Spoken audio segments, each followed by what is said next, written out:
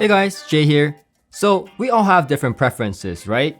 Some people prefer tube gear because they're more holographic, warm, richer, and for some of us that's more musical sounding. And some of us prefer solid state gear, transistor based, has great dynamics, has great, imaging, transients, focus, and all that. So depending on what you want, you may go with tube gear or solid state gear. But what if you wanted solid state gear that sounded dynamic, detailed, great transients, but at the same time, you wanted some warmth so that you can listen for long periods of time, and you wanted that holographic large soundstage that tube gear is known for? Well, traditionally, you would go with something like a hybrid, right? Hybrid between a solid state or tube, or perhaps you might go with a tube preamplifier and a solid state amplifier, like I have. Now, I know the AGD audience look a lot like a tube amplifier because of that tube casing, but inside that tube casing is actually GON-FET modules, so it's not really a tube amplifier. So if you want to learn more about that amplifier and why I love it so much, I'll link a video in the description where I did a full review of that unit. But back to the subject. There's a third way to add that tube character to the solid state gear that you love so much, and that is a analog bridge from Modwright. This is essentially what you call a tube buffer. A tube buffer is commonly used in guitar pedals, in studio applications, and in audiophile gear. And yes, a tube buffer is generally used to add that tube character to the sound. But another use case for a unit like this is to help fix mismatched impedances. So essentially, you want a low output impedance from a DAC, preamplifier, what have you, and you want a relatively high impedance on the input for the amplifier, preamplifier, and whatever you're plugging into. So long story short, you want low output impedance and you want high input impedance. And generally, this is the case with a lot of modern gear.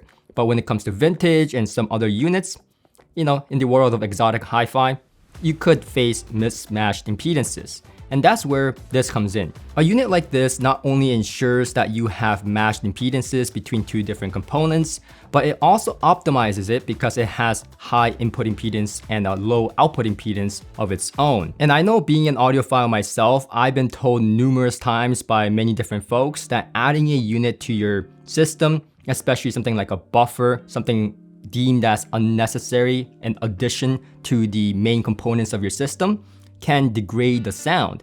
But that is not the case, because again, technically a unit like this improves the signal transfer. And this feature of improving the signal flow is not only limited to making a mismatched impedances matched between two different components, but it can also help with long cable runs, especially with RCA cables. Now, to be clear, XLR and RCA cables can both suffer from long cable runs, and that can degrade the signal flow. But with a unit like this in between those long cable runs, well, the signal is definitely improved and it allows you to run long cable lengths, especially again with RCA cables. Now, there are many tube buffers out there, and there can be many different types of tubes used in those tube buffers. The ones used here is something that I really do like because it's using tubes that is very commonly found, allowing you to really tube roll, which means you can change out the tubes to change the character of the unit, therefore being able to optimize and really be flexible with what you do in your system when you add this unit. So let me just show you. First of all, it's using the 6922 tubes and the 6SN7 tubes for the buffer, and it also has the 5AR4 or GZ34 tubes for the rectifier section. Now we'll come back to the rectifier tube in just a minute, but the two tubes on the back here, the small tubes, the 6922 tubes and the 6SN7 tubes, are not active in your system at all times, meaning you can switch from one mode to the other. So it's either you're using the small tubes or you're using the bigger 6SN7 tubes. And you can do that with the switch right here, and you can flip it up and down to change between the two different modes. And what this does is that depending on the tube choice, whether you go with the 6922 or the 6SN7, you get to kind of get the different character of the tubes itself.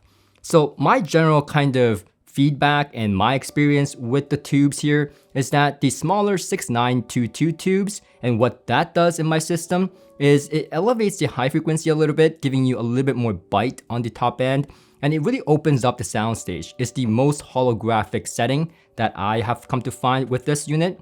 And with some tube rolling, you can get it to a really wide and really holographic soundstage in your system, even if you have all solid state gear. So when it comes to a more spacious and airy type of feeling in my system, that's the setting I reach out for, the 6922 tube setting.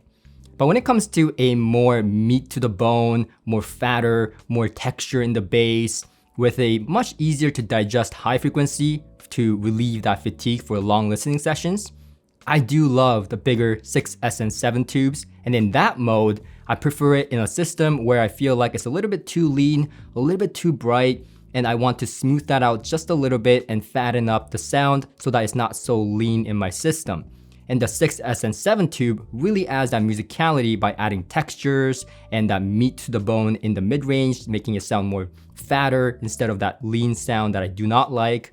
And the high frequency takes that just a notch down and makes it smooth and easy to digest and listen to. I personally really love the setting for stuff like jazz, even rock at times, and even heavy metal is pretty digestible with this in the chain, even in a lean system. So at the end of the day, both of these settings do serve a purpose, but I've personally found myself to play around with tube rolling that I'll talk about in the later part of this video, and playing around with the settings to really fine tune which tube I go for in what system. So more on that on the later part of this video. But if you ever did want to know if the unit itself is doing anything in your system and you wanted to compare with and without this unit, like a lot of audiophiles like to do, including myself, then you don't have to disconnect any cables and do all that nonsense. There is a bypass switch at the back that bypasses not just the tubes, but the entire functionality of the unit. So I would say it's fairly easy to test the effects of this unit in your system with and without it using that bypass switch on the back. But I do wish that it was placed on the front faceplate so that I can easily do it without having to reach the back, maybe even a remote to make it all that much easier. Now there's many different buffers like I mentioned in the market, ranging from pretty inexpensive, a good tweak to try out, to fairly expensive ones that can cost as much as an entire component like a preamplifier, DAC, and amplifier. And unfortunately, a really good tube buffer tends to be not so inexpensive. Now this unit right here costs $2,900 for the RCA version and $3,900 for the XLR version I have here. By opening this thing up and looking under the hood, there is definitely quality there to kind of justify the price. You can see the Modwright capacitors there, and for me, that's the highlight of the show. Modwright has been known to make really good capacitors when it comes to tube gear, and I have to say their capacitors is one of my favorites when it comes to tube gear. So we see Modwright capacitors, and we see also stuff like Lundell transformers for the XLR, and a huge choke design power supply with a big ass toroidal transformer. And Modwright is a company that's known for this, and it's through and through Modwright quality, very high quality, and I was quite pleasantly surprised to see the internals of this unit. It's quite beautiful. So a product like this is going to be niche in its nature, meaning it's not going to be for everybody. It's going to be for specific systems that can see benefit by adding an analog bridge or a buffer like this. So I've had few scenarios where I personally found success in using this unit to really enhance that musicality. So here's my first scenario. If you have an integrated source like the DMP-A10 from EVERSOLO, or the A8 or the A6 and so on, you know that they have a lot of features. They have DSP, paramedic EQ, loudness contour, room correction for the DMP-A10, many possibilities. Well, you can keep all that feature and still use it even if this is the next thing the DMP-A10 is hooked up to. So the DMP-A10 gets hooked up to this because it's a streamer, DAC, and a preamplifier, right? It gets hooked up to this, and then simply from here, it gets connected to the EVERSOLO F10 amplifier, or amplifier of your choosing. And what that ends up doing is that the EVERSOLO DMP-A10 again keeps all that features so that you can even integrate a subwoofer to it, but now you added that tube character, allowing it to have that edge a little bit smoother, allowing you to have that more holographic and tube-like sound, And personally for me, I really enjoyed both modes in this configuration because whether it be the 6922 tube or the 6SN7 tube, it added that musicality that was much required in this system because we all know that the EVERSOLO sound is very solid state like. It has great imagery, great sharp edges, but at times when you crank up the music, it can be a little bit fatiguing, a little bit lean sounding. Especially with the 6SN7 tube, it really elevated that kind of meat to the bone sound with a little bit more gut in the bass and more meat to the bone again, a little bit more fatter mid-range, allowing me to hear in a more musical, easy to digest way, while the high frequency once again is smooth, a little bit smooth out on the edges that really allows you to hear the music for longer periods of time. At the same time, it really makes the soundstage bigger, so the effects of this is not small in a system like that. It makes the enjoyment just that much better because now you have all the flexibility you have on your fingertips with the EQ and fine adjustments that you can do in the EVERSOLO app, while you still get that tubiness that you just can't get with DSP, EQ, and all those functionalities in the DMP-A10. And the best thing is that all the things that I liked about the EVERSOLO, the focus, the dynamics, the clarity, the transparency, all of that is still intact. Nothing is really taken away, only added when you add this unit to your system. Which can't really be said about a lot of tube buffers that I've tried in the past because they usually tend to over smooth the sound or take something away like the dynamics and the bass authority when you add it. This unit tends to not take anything away with what I like about the existing setup, but only adds that tube character to enhance that musical enjoyment. And that brings me to my second scenario, and that is really adding this unit anywhere between my DAC preamplifier or preamplifier and amp, between either of those two, in an all solid state system. So while this does bring something to the table when I have a tube system, so for example, maybe not even a full tube system, but let's say I have a tube preamplifier and a solid state amplifier, it still does bring something to the table, but the effects are much more negligible than if you were to add this to an all solid state system. So if you add this to an all solid state system, again, you keep that dynamics, you keep that transience, and you keep majority, I can't say for sure because I haven't tried in many solid state systems, but out of 5 or 6 solid state systems that I have set up with this unit, I have found that every single time it kept all the things that I liked about the solid states that I had in my system without taking anything away, but just adding again that tube character to ease off the edges and fatten up the mid-range and give that little bit more authority and texture in the bass with the 6SN7. And if I needed a little bit more spaciousness because it seemed a little bit too constricted in the soundstage, I can use the 6922 tubes to open up that soundstage and make it sound more spacious. And this has never failed once. This expectation of having a much larger space with the 6922 and a more fatter sound with the 6SN7 has been consistent in almost